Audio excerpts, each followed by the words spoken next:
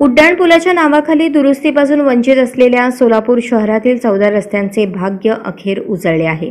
आता हे रस्ते चकाचक होणार असून या कामासाठी पालिका आयुक्तांच्या अध्यक्षतेखालील उपसमितीने मंजुरी दिली आहे। पुढील 3 महिन्यात रस्त्यांचे डांबरीकरण पूर्ण होणार आहे। या कामाकरता 11,62,00,000 निधी खर्च होईल।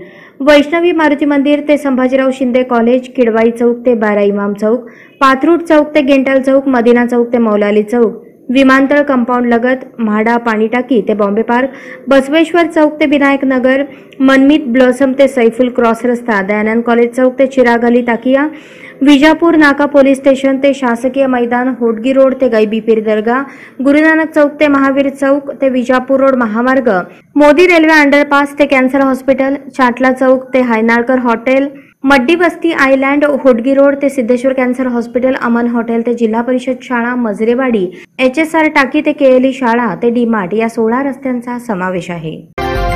आजच स्मार्ट महाराष्ट्र न्यूज चॅनलला सबस्क्राइब करा।